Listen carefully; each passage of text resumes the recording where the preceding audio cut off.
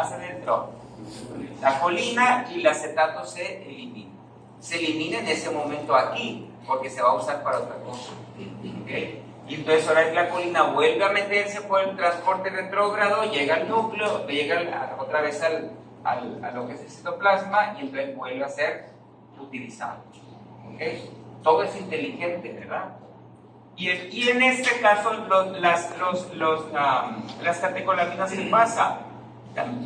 Hace su función, pero esta, ¿qué pasa? Se recapta el neurotransmisor completamente. ¿Sí? ¿Ok? Hay una enzima que las puede desdoblar, que es la monoamino oxidasa. ¿Ok? Monoamino oxidasa. ¿Ok? Y entonces lo recapta.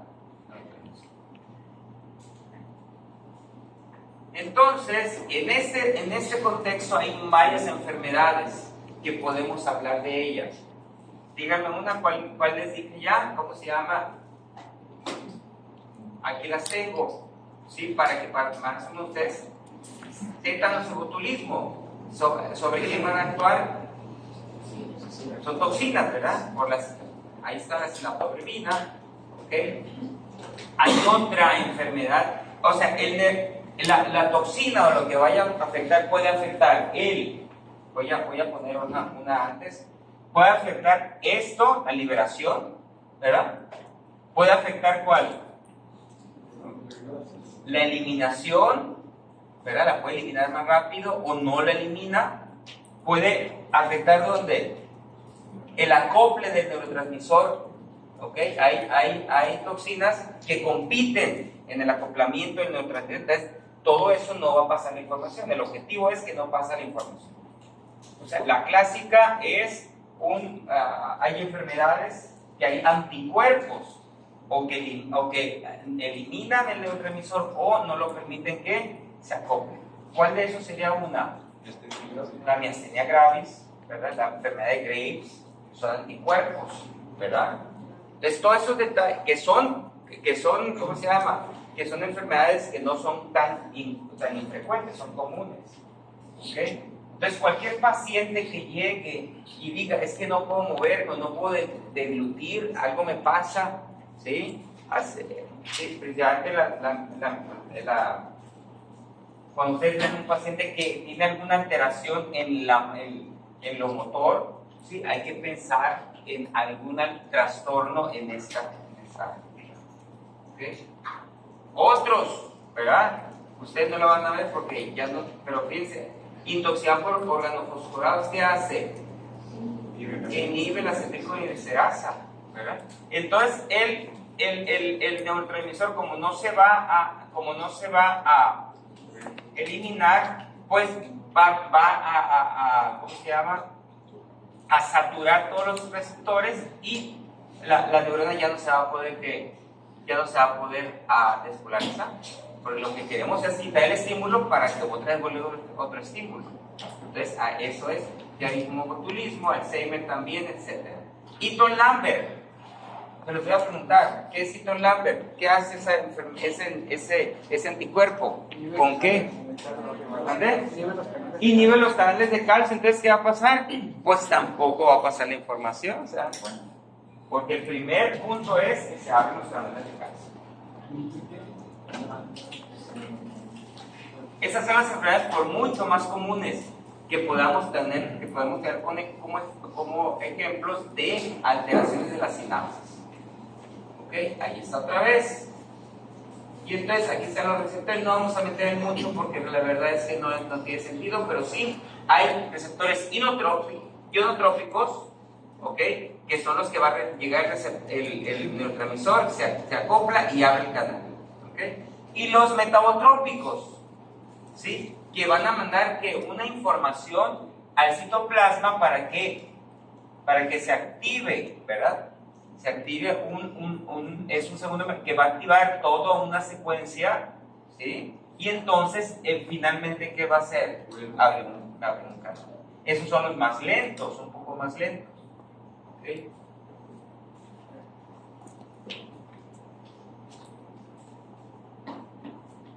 Y entonces están acoplados a una proteína G que le dicen y entonces esta proteína que va a hacer toda una serie de mecanismos. Hay varias proteínas que, ¿ok? Depende de dónde esté. Pero la idea es que eventualmente va a abrir un canal y va a ser lo mismo, ¿ok? Hablamos de la neuroglia también, muy importante. ¿Cuántas neuronas tenemos? ¿Cuántas? Muchas, ¿verdad? Muchas, pero ¿cuántas ya las contaron? ¿Cuántas? 3 millones de neuronas. 100.000 millones, ¿verdad? 100.000, muchas neuronas. Pero si tenemos 100.000 millones de neuronas, tenemos 10 veces más neuroglia. Muchas más neuroglia. ¿Por qué? Porque la neuroglia es la que va a sostener a la neurona y la que le va a permitir, ¿sí?, vivir, ¿verdad? Porque la va a aislar, le va a quitar los de eso, le va a llevar nutrimentos, le va a permitir que solamente pasen ciertos nutrimentos hacia la neurona, y esto va a ser también la barrera hematoencefálica. ¿Sí se han escuchado la barrera hematoencefálica? Pues lo hacen. Ahorita vamos a ver una placa donde tenemos la barrera hematoencefálica. Entonces la neuroglia aquí está. Vean ustedes la neurona, aquí está la neurona, y entonces la neuroglia es lo que va a sostener. Y cada una, ya saben ustedes, tiene su función. No me voy a, porque eso ya lo deben de ustedes saber. ¿A sus fibrosos qué van a hacer? ¿Están dónde? ¿Dónde? ¿Pero dónde se encuentra? Sustancia blanca, protoplasmáticos, sustancia gris. Oligodendrocitos, ¿qué es? Forman la mielina. Microglia es, ¿cuál? Es macrófago, ¿verdad? O sea, las pedimarias y células coroideas que se van a introducir en líquido cefalorraquídeo. Ok, esto es bien importante, las astrocitos, porque son los que van a ¿cómo se llama?, sostener a la célula, y aparte la van a nutrir, de alguna manera van a permitir lo que va a pasar hacia la neurona, la van a limpiar.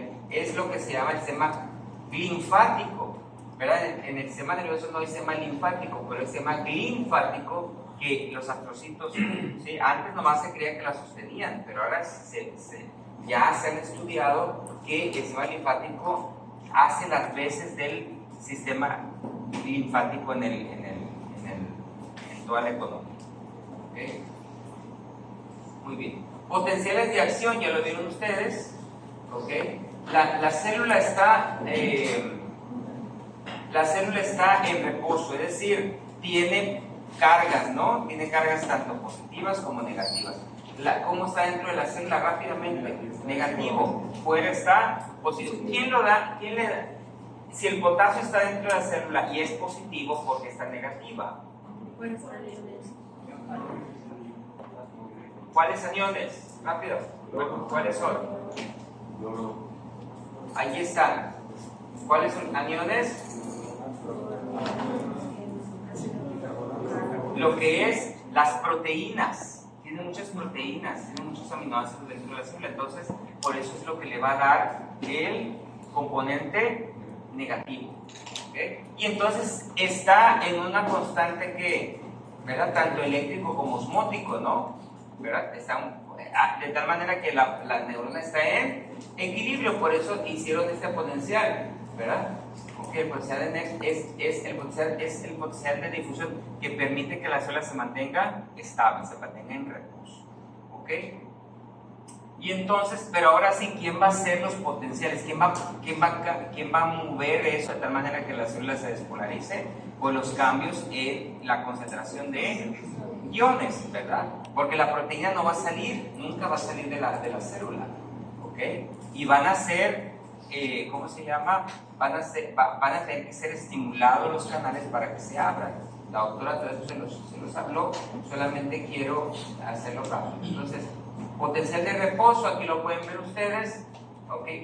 Potasio más dentro y sodio más afuera, ¿ok? Es el potencial de reposo. Y entonces hay un canal que va a permitir que empiecen a salir, ¿verdad? Que es la bomba sodio-potasio. Muy bien. Entonces, aquí es el potencial de reposo, ¿verdad? Potencial de fusión de potasio, potencial de fusión de sodio, un vacío de potasio, es lo que mantiene a la célula más o menos en menos 90, menos 70, otro dice menos 70. El asunto aquí es que son negativos, ¿verdad? Y están en reposo. Muy bien.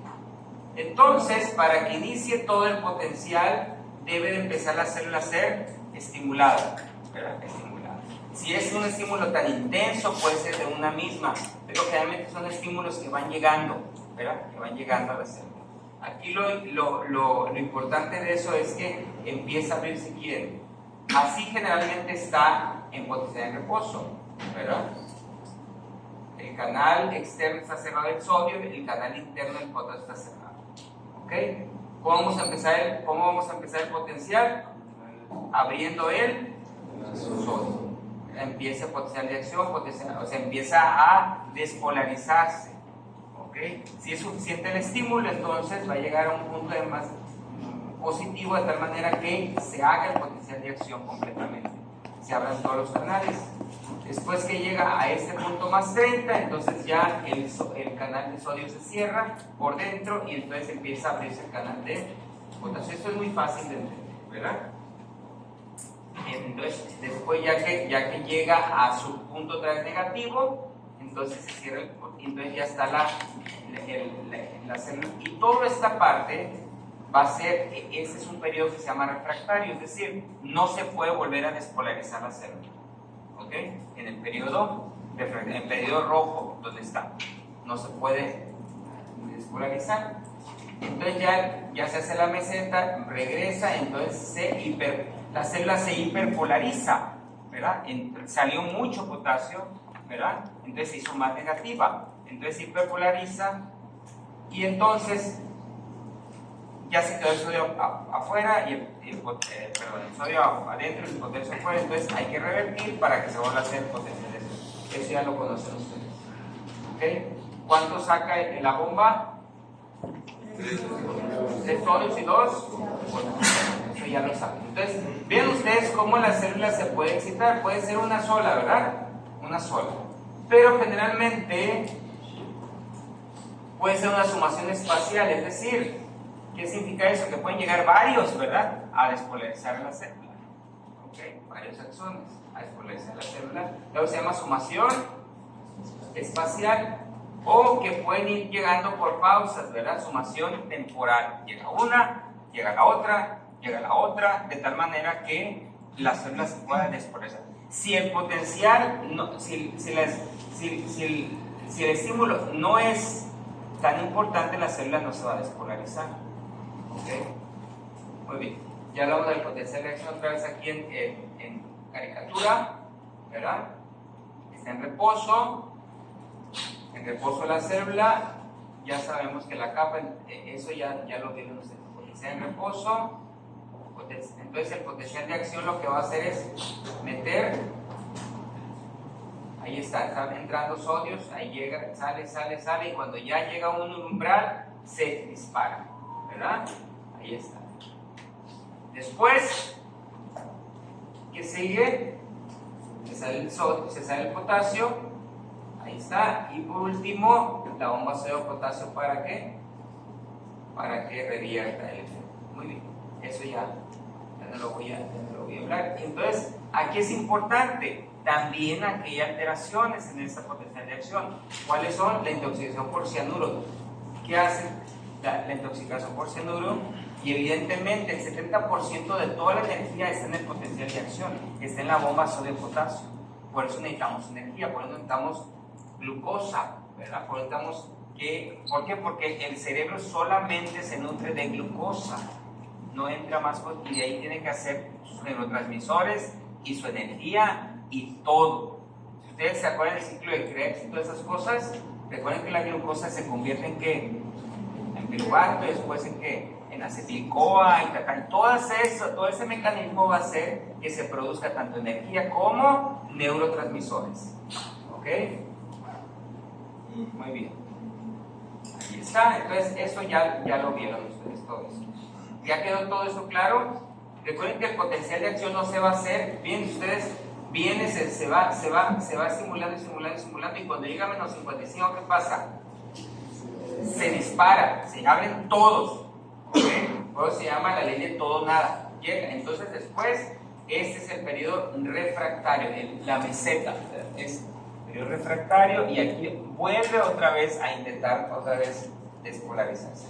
Bueno, eso ya lo han hablado muchas veces. Bueno, vámonos, periodo refractario. Y entonces el impulso va,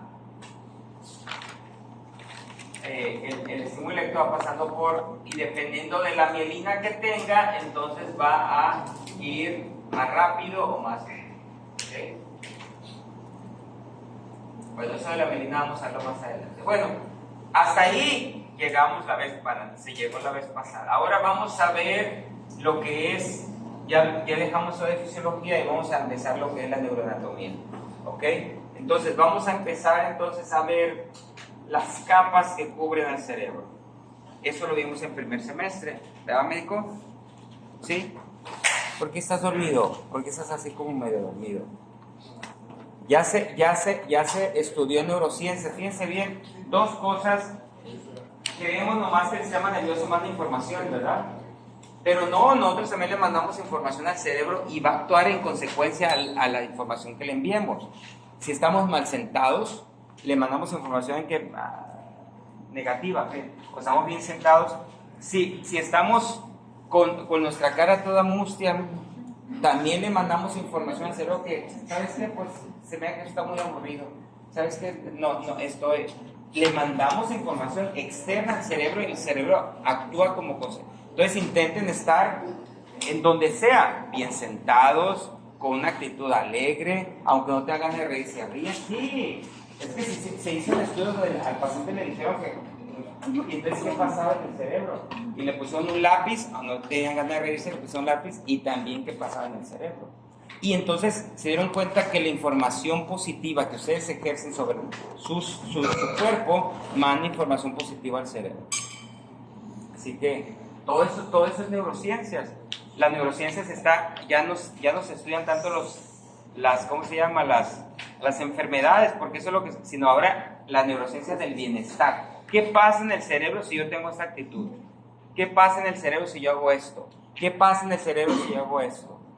Esa es la neurociencia.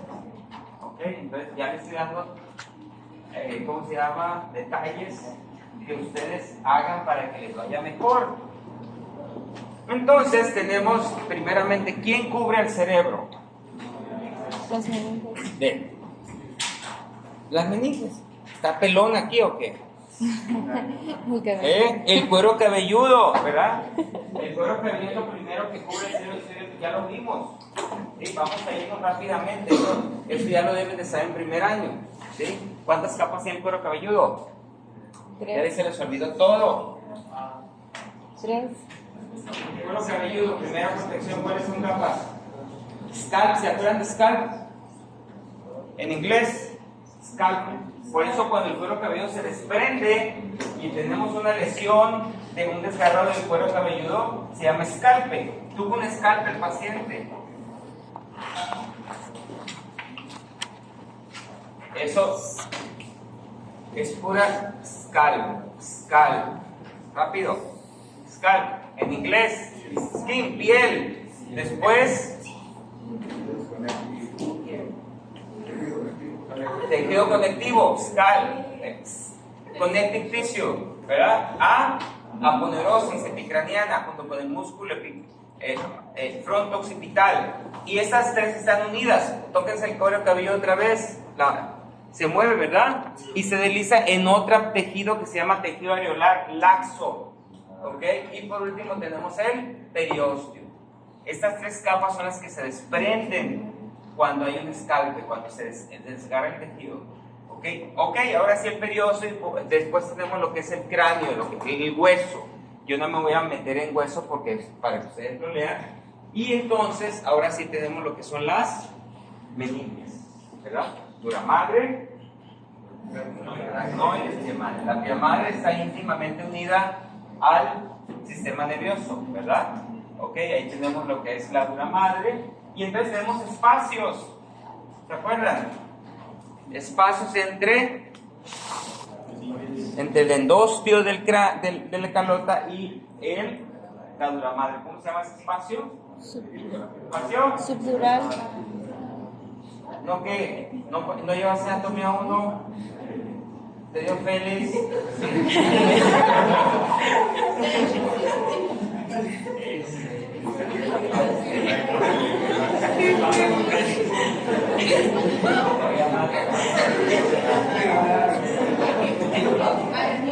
¿Espacio qué? Epidural. ¿A quién le dio Félix?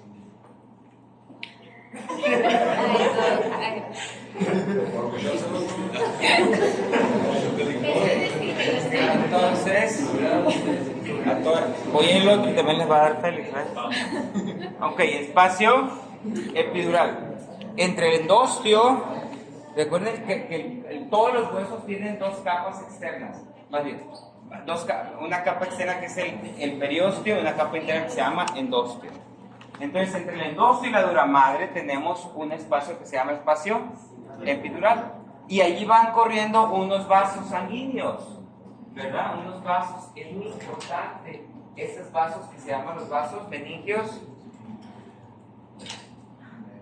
medios. Vasos meningios medios. Ok, vasos meningios medios. ¿Y por qué se fue? ¿No era de aquí? Es que lo vio mal. Se salió, ¿verdad? Ni modo. Vasos meningios, muy importante, eso ya lo vimos en anatomía básica, ¿ok? Y entonces fíjense dónde están corriendo, en esta área. Sí, en esta área, ¿cómo se llama esta área? ¿Se acuerdan de la unión de 4 huesos? Terion. ¿Cuáles son los huesos del terion? Frontal, parietal, temporal y el ala mayor del esternón. Tóquense. Es una de las partes más débiles, por eso duele mucho. Si ustedes se tocan aquí no duele tanto, pero si ustedes se tocan aquí, duele, ¿verdad? Entonces esa es la parte débil. Imagínense, ahí va pasando justamente los vasos meningios medios. Entonces si tenemos un golpe, ¿verdad? Un batazo, un golpe ahí, se van a lesionar, se va a fracturar, se van a lesionar, entonces va a producir un hematoma. ¿Cómo se va a llamar ese hematoma? Epidural. Ya se estoy acordando. ¿Se están acordando? Sí, le dio Félix, nada más. Entonces, levantamos la dura madre y tenemos ahí, ¿quién? Aracnoides, ¿ok? Entonces, hay otro espacio virtual. Virtual se dice porque sí existe, pero no existe. Es decir, no lo miramos, pero cuando se llena de sangre, ya se hace el espacio. Entonces, aquí, entre la dura madre y aracnoides, ¿cómo se llama ese espacio por debajo de la dura madre? Subdural. Y allí en esos espacios, ustedes pueden entender mucho mejor, están pasando estos vasos, los vasos cerebrales externos van llegando a drenar ¿dónde? Al seno sagital superior. Entonces esos vasos se pueden romper también, esos vasos. Entonces vamos a tener, si se rompen, se abre ese espacio, se va a llamar un hematoma subdural, ¿verdad? Hematoma subdural. Después tenemos otro espacio por debajo del aracnoides, el espacio subaracnoideo entre la dura madre y entre la aracnoidea madre. Y entonces ahí tenemos, ahí sí, ese no es espacio virtual, ese está abierto, se llama, tiene líquido cefalorraquídeo. Al rato vamos a ver eso. Y por último la pia madre, íntimamente unida a lo que es la masa encefálica. ¿Okay?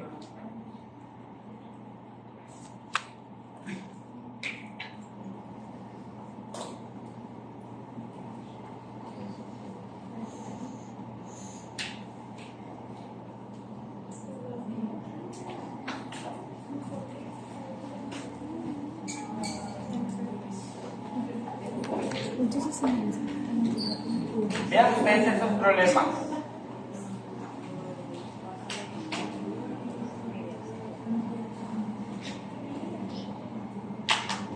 Se van agregando algunas cosas interesantes. ¿Ok? ¿Cómo está la paciente? Cefalea inicio brusco y luego crisis convulsiva. Fíjense la puerta de emergencia confusa con puntaje en la escala de Cohn. Vayan a familiarizarse con esa escala, ¿ok? Vamos a manejar escala de Glasgow. En la escala de Glasgow nos va a decir lo que es el estado de conciencia de la paciente, ¿ok?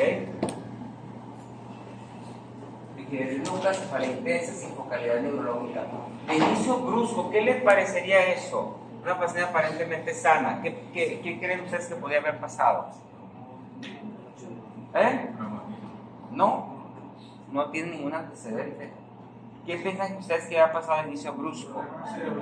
¿Qué está pasando con esta paciente? ¿Qué está pasando en el cerebro?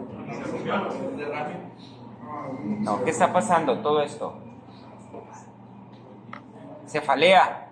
Empieza con cefalea intensa. ¿Qué piensan ustedes que estará pasando? Bueno, una aneurisma, estoy de acuerdo.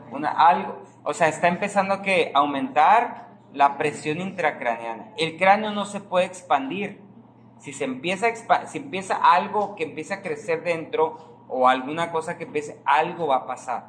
Porque no hay capacidad de expandir. Está dentro de la calota, está dentro del sistema nervioso. Cuando empieza el paciente, fíjense, empieza con cefalea de inicio brusco, crisis convulsivas, etcétera, etcétera. Entonces, siempre el paciente con cefalea, hay que pensar, no que tenga, hay que pensar que algo está expandiéndose dentro del sistema nervioso. Si nosotros descartamos eso, qué bueno, pero nadie, tiene cefalea, qué bueno, tómese una pastilla para que se le quite. No, hay que ver que hay signos y síntomas de hipertensión intracraneal. Y la primera, si este inicio, yo tengo que empezar, algo se le rompió dentro, ¿verdad? Vena, etcétera. Por lo de la rigidez de la boca, algo está pasando adentro, que está irritando las meninges. Muy bien. Es no es para que vayan, no quiero diagnóstico, simplemente que vayan metiéndose a los signos y síntomas de los pacientes. Hipertensa, diabética, asma, y un montón de cosas, ¿verdad? O sea, caída de baño, ahora sí tiene un traumatismo. Está relacionado con un traumatismo. Llega como es la clásica historia de los señores grandes que se caen y cómo está bien, y a los días empieza con alteraciones de neurológicas de conciencia y dice, estás muy dormido, pues que está viejito ya, ¿verdad? Siempre un paciente que se cae, y se golpea la cabeza es un traumatismo cráneoencefálico. Y si el paciente está teniendo alteraciones de conciencia, significa que algo está pasando. Entonces estamos obligados a hacerles una tomografía. Ya les dije todo. ¿Okay? Un paciente con traumatismo cráneoencefálico y alteraciones de conciencia, hay que hacerle nunca hay que subestimar un traumatismo craneoencefálico. Es decir, un paciente que lo golpea en la cabeza, yo llego y está ahí o se cae o le pego un batazo y muy bien, un paciente que cualquier alteración de conciencia que dé un golpe en la cabeza, tenemos que estudiar. ¿Ok? ¿Entendieron eso? Ya están metiendo varios signos y síntomas que no lo vamos a explicar ahorita. Mande.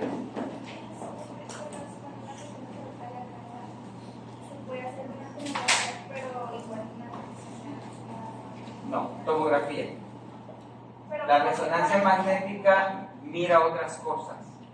Nosotros queremos ver fracturas. La resonancia magnética mira puro tejido. La tomografía mira hueso también. ¿Ok? Mande. Si el paciente se cae de su propia altura, de piel, se cae de su propia altura, queda no inconsciente, pero se ve como que con una alteración, igual se le hace la... Alteración de conciencia, alteración de cualquiera. ¿Sí? Si pierde el conocimiento, segundo, por eso se le pregunta, oye, ¿pierde el conocimiento? No. Bueno, a lo mejor es más leve, pero aún así hay que hacer. ¿Sí? Ok, entonces otro paciente, ¿qué dice allí?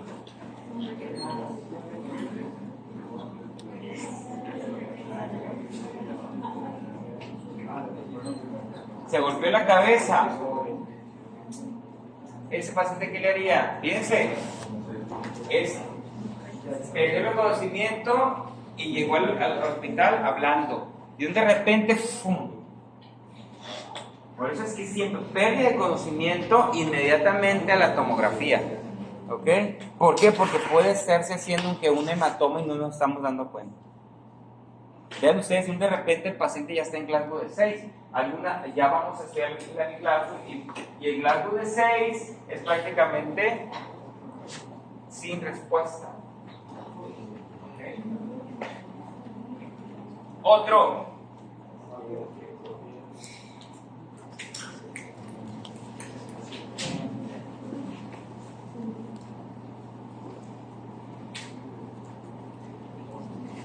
Esta paciente no se cayó ni nada, pero es que diabética e hipertensa. Algo pasó en el cerebro, algo pasó. ¿Se dan cuenta? Dando datos, no sabemos estos datos todavía, lo vamos a ir aprendiendo, pero algo pasó, algo le pasó aquí adentro. Y todo esto está relacionado con sangrados, con hematomas, con sangre. Entonces, ¿cuál es la enfermedad más frecuente de los que se mueren? ¿Cuál es la enfermedad que causa mortalidad? La mayor causa de mortalidad. ¿Cuál? No. Las enfermedades cardiovasculares. ¿Sí? Enfermedades cardiovasculares. Y no es la excepción del cerebro porque tiene arterias y venas. Entonces aquí tenemos una tomografía. ¿Okay? Tenemos una tomografía donde estamos viendo el hueso. Y entonces la sangre de la tomografía se va a ver blanca también. ¿Okay? Aquí tenemos esta es una angiografía. ¿Qué miran allí? No le voy a decir qué arterias todavía, pero ¿qué están mirando aquí? ¿Qué? Una bolita. ¿Qué es esto? Un aneurisma. Un aneurisma. Fíjense esta tomografía que están viendo. ¿Está bien? ¿Qué es esto? Un hematoma, campo de sangre. ¿Okay? ¿Qué están viendo aquí? Una tomografía simple. ¿Qué miran? El hueso. ¿Y qué están viendo aquí? Sangre, ¿verdad? Ya les dije que la sangre se ve blanca. ¿Okay? Y entonces, por eso está esta figura. ¿Verdad? Ahí están viendo ustedes diferentes tipos de hematomas, ¿verdad? Aquí que vemos. ¿Qué están mirando? Sangre también, una arteria intracerebral, ¿verdad? Por eso es importante que cualquier alteración de conciencia, paciente le tengamos que hacer una tomografía de cabeza. ¿Okay? ¿Qué miran allí? Ahí, ya está allí. Algo está pasando aquí, ¿verdad? ¿Esto qué es? ¿Quién me dice? La confluencia de los senos. Okay. O el seno sagital. Muy bien. ¿Qué están viendo aquí? ¿Qué están viendo allí? Ese es un venograma, ¿verdad? Entonces están viendo algo en el seno. No está bien. ¿No está bien? ¿Qué le pasa a las venas? Se trombosan, se cierran. ¿Ok? Entonces es una trombosis del seno sagital. Entonces tenemos que entender muchas cosas aquí están. Esa es la escala de Glasgow, ustedes lo pueden ver, no la voy a evaluar ahorita, pero para que vean para qué sirve. Cierre espuesocular, verbal y motora. Después la vamos a mirar. Entonces tenemos que aprender la irrigación del sistema nervioso. He estado con una arteria anterior, una arteria, o sea, eso ya lo conocen ustedes. La anterior, ¿cuál va a ser? Vertebral. La anterior, ¿cuál va a ser? La vertebral. La carótida interna. ¿A qué nivel se bifurca la carótida común? A nivel de C4, ¿verdad? A nivel se va a bifurcar en una posterior y una anterior. La anterior es la carótida externa, la posterior es la carótida interna y va a ascender sin dar ninguna rama a la carótida interna del cuello. Entonces se va a meter por el conducto carotidio, como pueden ver ustedes allí. ¿Ok? Y entonces ahí va a empezar a dar varias ramas. ¿Ok? Empieza a dar ramas para ramas para las meninges, ramas durales, ramas para el oído, ¿sí? ¿Ok? Y entonces va entrando por el agujero rasgado entre la base del cráneo, pasa por el seno cavernoso, ¿verdad? Pasa por dentro del seno cavernoso. Y entonces va a empezar a dar ramas ya importantes. ¿Cuál es la primera rama que da? La oftálmica, ¿sí? La rama oftálmica. Va a dar la rama coroidea anterior, muy importante la rama coroidea anterior. Ahorita las vamos a mirar. Y entonces va a dar sus ramas terminales. La rama cerebral media y la rama cerebral anterior. Esa es la carótida interna. Después, en la subclavia se va a formar otra. ¿Cuál es? En la primera porción. La arteria vertebral, ¿verdad? Va a subir. Ahorita las vamos a ver en un esquema. La arteria vertebral va a subir, va a pasar por las apófisis transversas de las 6 primeras cervicales. La séptima no, las primeras 6. Sube, sube, sube, como lo ven ustedes ahí. Se va a meter por el agujero. ¿Por qué agujero se mete? Les dio Félix también. ¿Por qué ese agujero se mete por el agujero magno? Se mete por el agujero magno y a nivel del puente se va a unir, ¿sí? Se va a unir para formar la arteria basilar. Va a haber muchas ramas que ahorita vamos a mirar y después va a dar sus terminales, que es la arteria cerebral posterior. Eso es lo que va a hacer. Escriban algo que escriban, está bien. No van a estar mirándome, no me miren, eso ya me lo sé yo, ustedes lo tienen que aprender. Entonces ahí está esquemáticamente, vamos a irlas definiendo cada una de ellas. Vamos a empezar por la vertebral. Si ustedes se dan cuenta, aquí está la vertebral. ¿Ok? Aquí está la vertebral.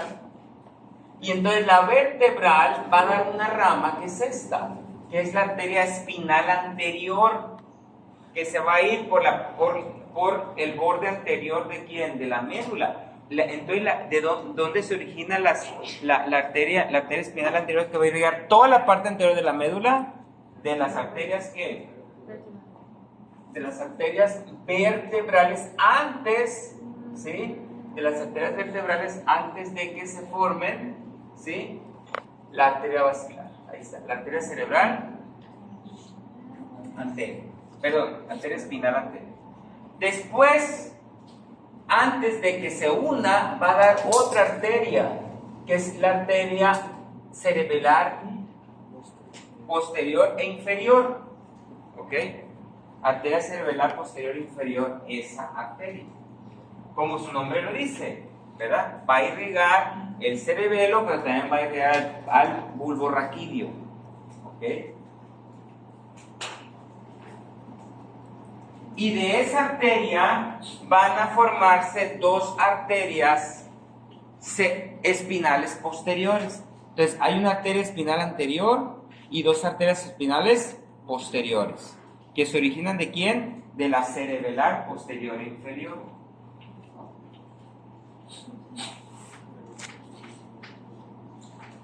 Entonces, ya a nivel del puente se van a unir, ahí se unen y se unen a ¿qué dijimos?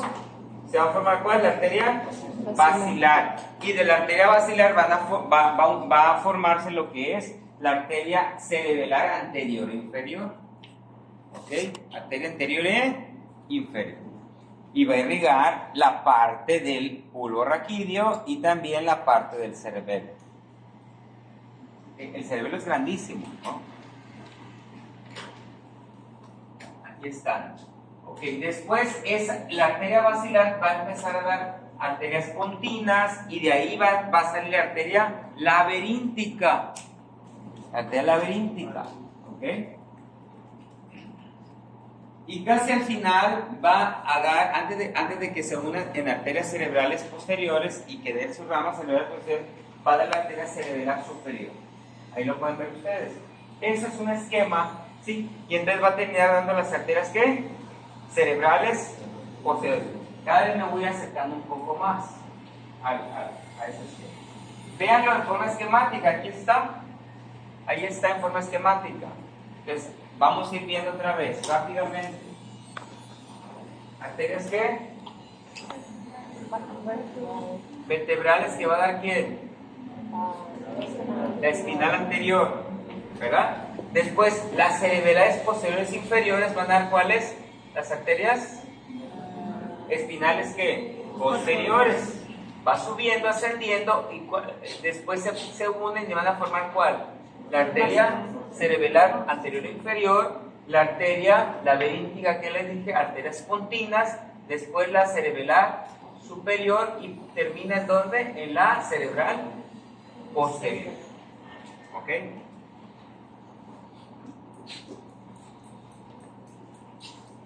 En la base del cráneo, justamente al lado del quiasma óptico y en lo que es la silla turca, se va a formar lo que es el polígono de Willis o el polígono cerebral. Vamos a ver, aquí está. ¿Ok? Esa es ya la base. Otra vez, aquí están todas las arteritas que dijimos, ¿verdad? Y entonces aquí están las cerebrales posteriores. Ya habíamos hablado de estas arterias, de la cerebral anterior y de la cerebral media. Bueno, sí, a la orden. Sí, que deambule, quita de la sonda también. Quita de la sonda y de. Bueno, ¿sabes qué? No, pues déjalo. Y quita y pones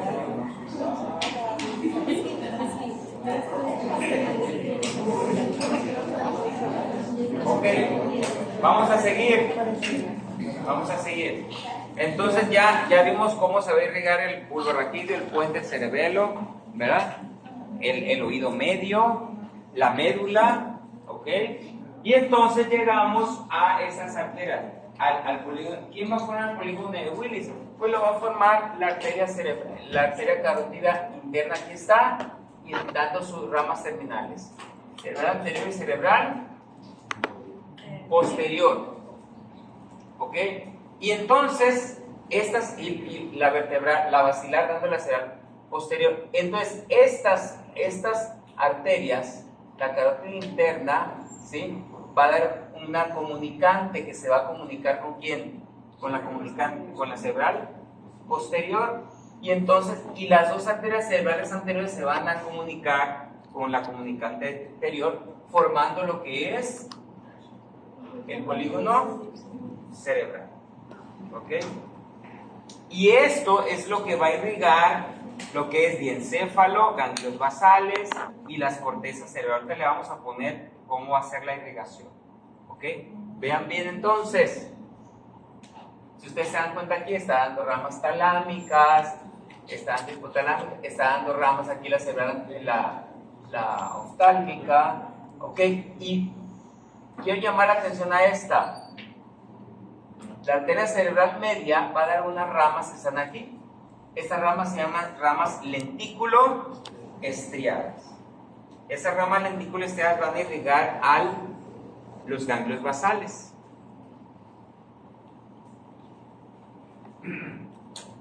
Y entonces, esas arterias, se las voy a preguntar en el examen, son muy sensibles a la hipertensión, a los aumentos bruscos de presión arterial, y pueden romperse. Se rompen y producen hematomas. Por eso la paciente que les puse, la paciente de 65 años, hipertensa, diabética, que inicia con cefalea, etcétera, y cada vez se va deteriorando cada vez más. Eso muy probablemente sean ruptura de las arterias lentículo-estriadas. ¿Okay?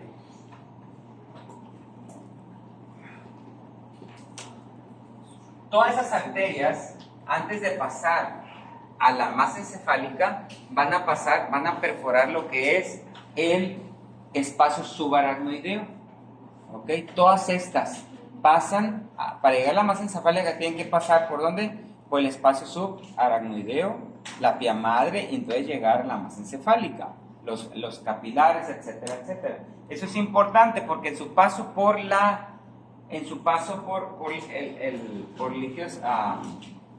espacio aracnoideo pueden tener algunas alteraciones la arteria, ¿sí? Y tener debilidades. ¿Cómo se llaman las debilidades de las arterias? Aneurismas. Entonces, ese aneurisma se puede romper también. Son el clásico cuadro de paciente con cefalea intensa, inicio súbito, ¿verdad? Y pérdida de la conciencia de forma súbita. ¿Ok? Esos son los pacientes que, si no se les detecta a tiempo, ¿ok? Esos pacientes van a tener muerte cerebral y son los candidatos a trasplante. Cuando hablan que alguien trasplantó, un paciente que falleció, realmente son pacientes con traumatismo craneoencefálico severo o con un aneurisma roto, que pues tardaron en el diagnóstico y no se hizo un tratamiento adecuado. Temprano, pero adecuado no. Entonces ahí pueden ver las arterias reticuloestriadas, ¿se las miran? No hemos estudiado mucho y no sabemos todavía mucho, pero ya se los voy a presentar. Esto es la corteza cerebral y estos son los ganglios basales. Entonces, las arterias reticuloestriadas están irrigando a los ganglios basales. Este es el diencéfalo, dicho sea de paso. El diencéfalo va a ser irrigado mayormente por la arteria cerebral posterior. ¿Okay? Ahora vamos a ver las áreas de irrigación de las arterias terminales. La cerebral posterior, cerebral media y cerebral anterior. Esa es la irrigación de la arteria cerebral media. Entonces, ¿qué va a irrigar la arteria cerebral media? Toda la parte externa, la ínsula que está aquí, toda la parte externa, ven, la corteza externa. Si uno se pone aquí la mano, así esto, ¿verdad? Esto así.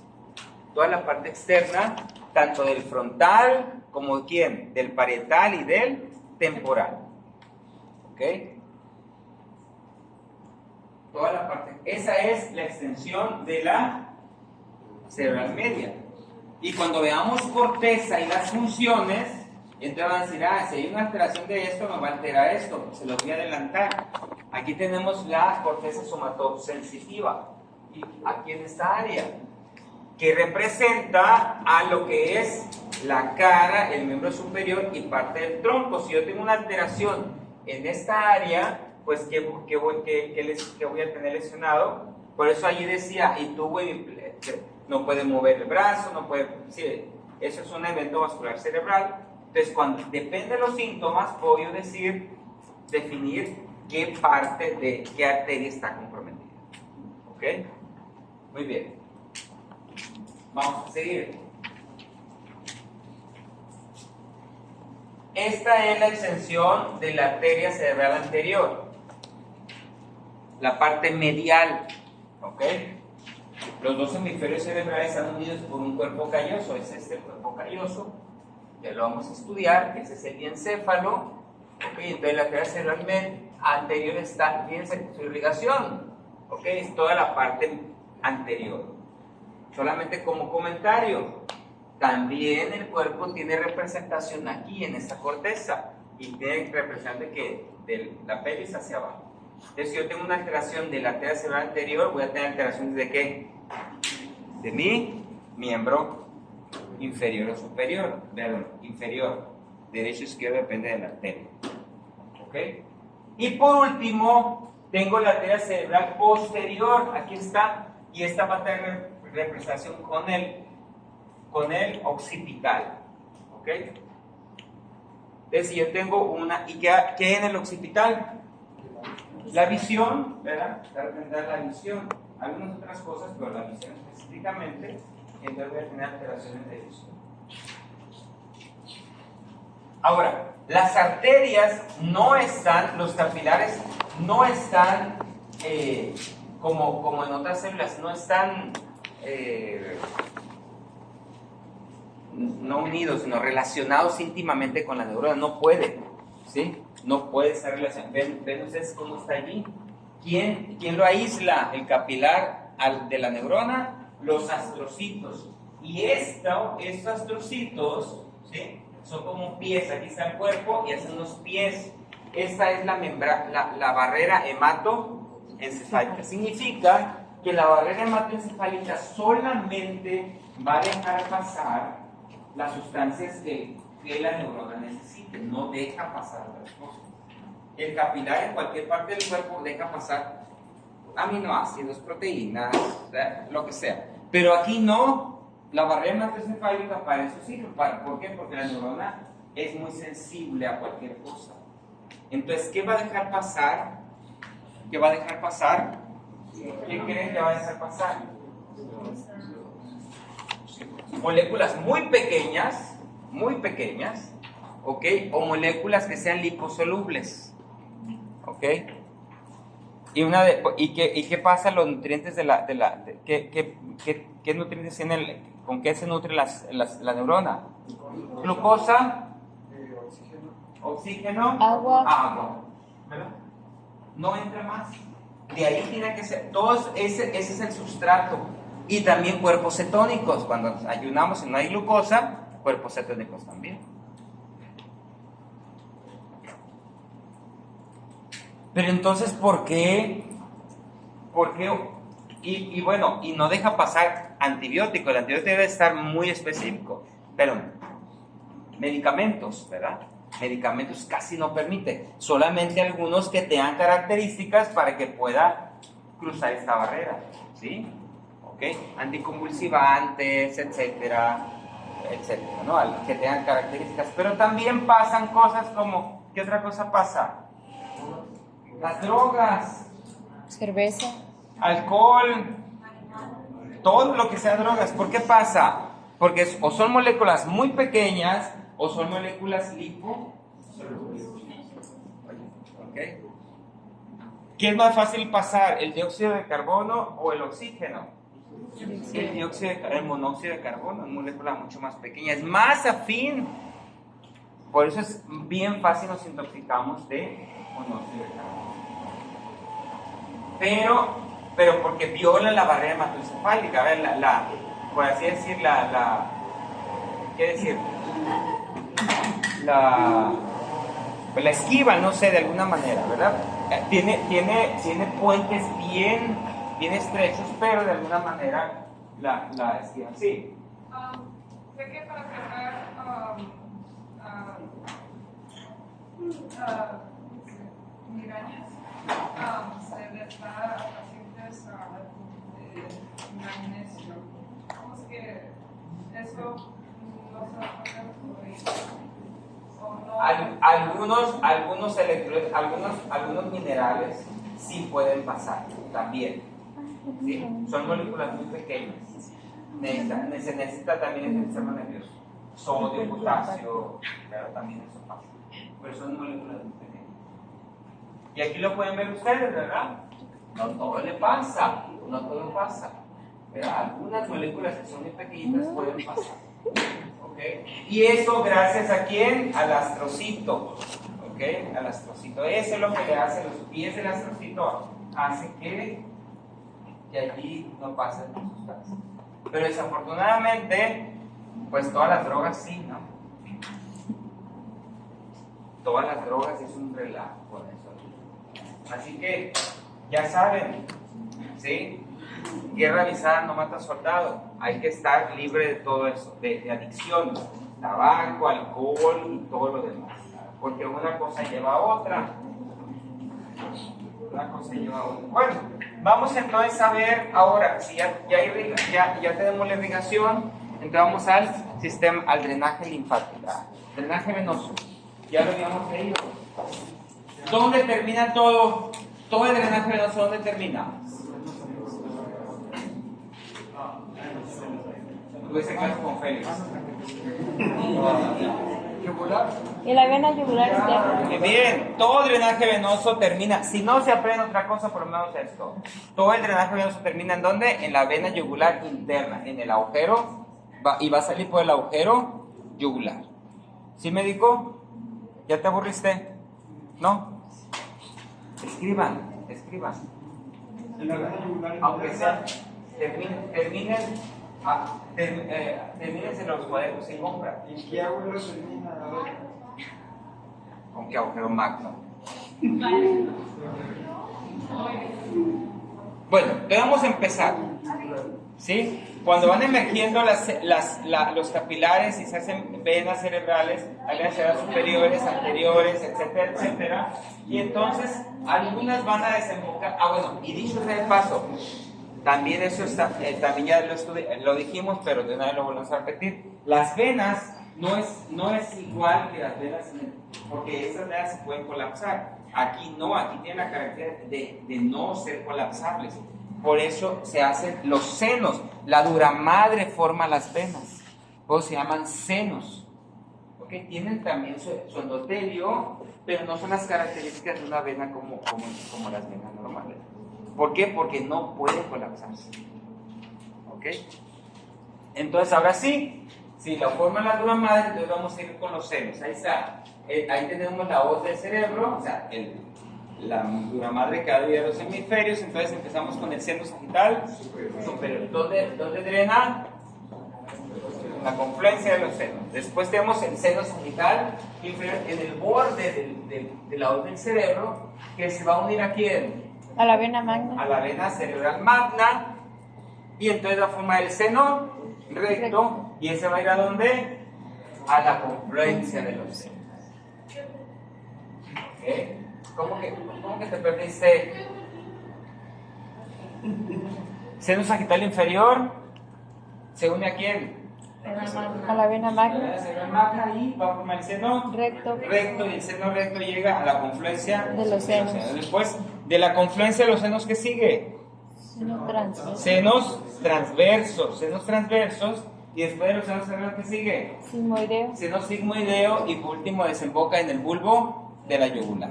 Ahí termina la sangre. Ok, otra vez, vamos de atrás. Carpio, seno sagital superior, ¿dónde desemboca? ¿Y qué sigue? El seno sagital inferior se une a la vena. ¿Y qué forma? Forma el seno recto y va a la confluencia. Muy bien. Después de la confluencia, ¿qué sigue? Después Y termina. triangular interna. Muy bien. Eso es en esa parte. Ahora vamos a la parte de la base del cráneo.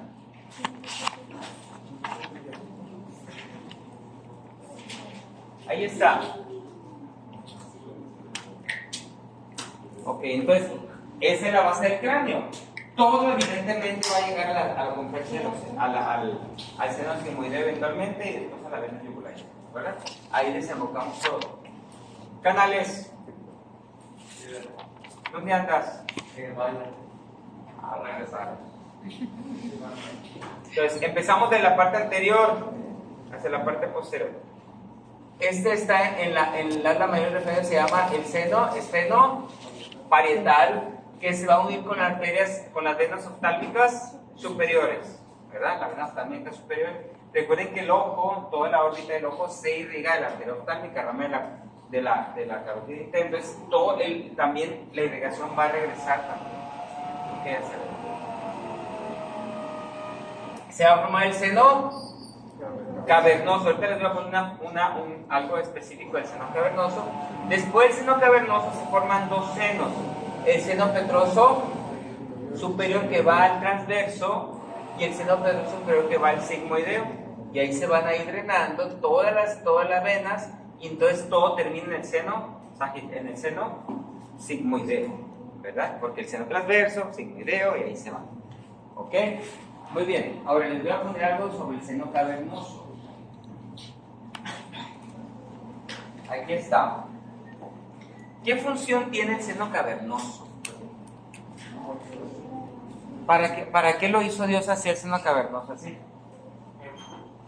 Y vean que el seno cavernoso está relacionado, dijimos que pasaba aquí en la carótida interna por él, ¿verdad? Lo iba penetrando, y tiene estos pares craneales. Que no es que lo más importante, sino el que está dentro del seno cavernoso va a ser el par craneal. El nervio abducens, el sexto par craneal. Eso es muy importante. Pero ¿qué función tiene? ¿Qué función tiene todo el líquido y específicamente, tú me dijiste algo que es muy importante? Cuando ustedes van a la alberca, ¿qué pasa con el cuerpo? Y alguien los agarra. No pesa. No pesan, ¿verdad? ¿Por qué no pesan? El agua, ¿qué hace? Disminuye el peso. Y eso es lo que tiene. Imagínense nosotros, la masa encefálica, ¿cuánto pesa más o menos? Digan a un peso, cualquiera. 15 kilos. Está bien, 1.400, 1.350 está bien, la mujer es un poquito más pequeña, menos peso que en el hombre, pero con todo esto y con el líquido cefalorraquídeo lo va a amortiguar, entonces va a disminuir el peso a 50 gramos. Entonces significa que cualquier movimiento que hagamos, ¿verdad? Brusco, lo que sea, no va a ser. Imagínense que fuera. Entonces tuviéramos un montón de traumáticos. O sea, así tenemos. Y eso es lo mismo. Imagínense la hipófisis unida a un tallo al hipotálamo. Ese tallito es milimétrico. Imagínense que no tuviera una amortiguación, que es el cuerpo, el seno cavernoso, ¿qué haría? Se rompería. Imagínense si se rompe esa unión del hipotálamo con la hipófisis, todo el sistema endocrino se vendría para abajo. Entonces, por eso todo anatómicamente está diseñado, hasta lo más mínimo está diseñado. ¿Se dan cuenta? Y con los clavados, de gran altura. Ya te imaginarás, pues son golpes, pero aún así el cerebro permite, por eso es que no se pueden clavar con la cabeza, se clavan con las para que pueda abrir el agua. Con la cabeza.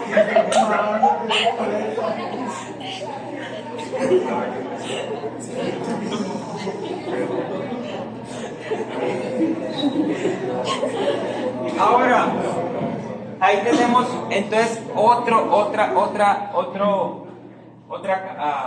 se llama? Otro componente muy importante del líquido cefalorraquídeo.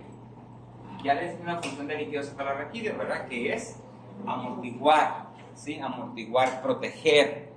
¿Ok? Y ahí están las características del líquido cefalorraquídeo, que es semejante al plasma, ¿verdad? Los componentes del líquido cefalorraquídeo son semejantes al plasma. Con excepción de que casi no tiene proteínas. Si ustedes lo pueden ver aquí, casi no tiene proteínas y la glucosa es a la mitad del plasma. ¿Ok? Eso es lo que no tiene el líquido cefalorraquídeo. No tiene proteínas, mínimas proteínas y la mitad de la glucosa. Todo lo demás es semejante. Es un líquido claro, ¿ok? Líquido claro, se llama agua de roca, ¿verdad? Y con esas características electrolíticas. ¿Cuánto se forma el líquido? Y es un líquido que está formando en forma, ahora está formando en forma constante. Es que está, que tiene, sí, en forma constante, ¿verdad? Se está produciendo en forma constante. ¿Quién forma el líquido cefalorraquídeo? Los plexos coroideos de los 4 ventrículos, principalmente de los ventrículos laterales. Y por eso hay arterias coroideas. Arterias coroideas anteriores y arterias coroideas posteriores, para irrigar este plexo coroideo y entonces que forme lo que es el líquido cefalorraquídeo. Nadie me dijo cuánto 500 mililitros al día, medio litro al día, en forma constante, y tiene una, como ustedes pueden ver allí, tiene, ya lo vimos en primer año, esa es la placa que les puse en el examen, ¿se acuerdan? Entonces tiene una dirección constante, unidireccional, no se regresa. Entonces se inicia en los ventrículos. Vamos a ver, porque eso ya lo saben. Ventrículos, después se va. Petit, ¿a dónde se va? ¿Dónde estabas? Estaba hasta en trance el hombre. Estaba viendo ahí, pero no estaba. Eso ya neurológicamente ya lo descubrieron. Sí, que nuestra mente es capaz de divagar si usted no tiene la capacidad de enfoque y de concentración. Divaga, se va a la mente, ¿verdad? Y pareciera que está en paz, él estaba en silencio, tranquilo, no está diciendo nada, pero su mente estaba en otro lugar. ¿Sí? Entonces debemos de tener la capacidad de ¿qué? De enfoque, de concentración, ¿ok? Y eso va a tener que ver con la motivación que tengan, ¿ok? Entonces hay que aprender, hay que disciplinar nuestra mente a enfocarse, ¿ok? Una mente enfocada es una mente más feliz, una mente no enfocada es una mente infeliz. Fíjense, ¿hasta dónde llegaron estas gentes? ¿Hasta dónde llegaron a estudiar? Bueno, entonces empezamos con ventrículos laterales. Después, ¿a dónde pasa? ¿Por qué? ¿Por dónde? Interventricular. Después pasa ¿a dónde? Al cuarto, ¿por dónde? Después pasa el espacio ganglioideo. ¿Por qué agujeros? ¿Por qué agujeros? ¿Eh? ¿Y tú vienes nomás de visita o qué? Ándale, escríbele. Así pues, así no se aprende. Ya les dije cómo se aprende. Ya neurológicamente está escrito. Si ustedes nomás están así viéndome, no van a aprender nada. Hay que escribir, aunque en su y se aprende más escribiendo con papel y en una hoja y con pluma. No, ni siquiera en la computadora. Ya se hicieron estudios. ¿Okay? Entonces eso que están escribiendo también está bien, pero se aprende más escribiendo en un cuaderno y con pluma. Porque están más concentrados, están más enfocados, ¿se dan cuenta? ¿Ok? Bueno, seguimos. Entonces, ¿qué les estaba diciendo?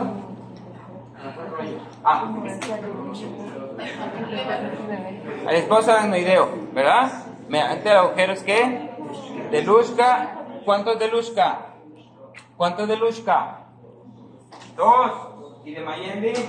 1. M, medio, Mayendi, medial 1, laterales Luschka 2. ¿Ok? Y entonces va a ir a todo el espacio aracnoideo. Todo el espacio aracnoideo y va a desembocar ¿dónde? ¿Dónde desemboca? Seno sagital superior. ¿Mediante qué válvulas? Petit, ¿qué válvulas? Hazte nomás, muchacho. ¿Qué válvulas? ¿Killer? ¿Qué? ¿Qué válvulas? No, tu hermano Killer. ¿Cuál es tu nombre? Ok. Mediante las granulaciones aracnoideas. Recuerden que esto es constante y tiene una presión constante también. ¿Cuánto es la presión del líquido suprarraquídeo? ¿A cuánta presión está corriendo? De 70 a 80. Búsquenlo. ¿Cuánto? ¿50 a 130 qué?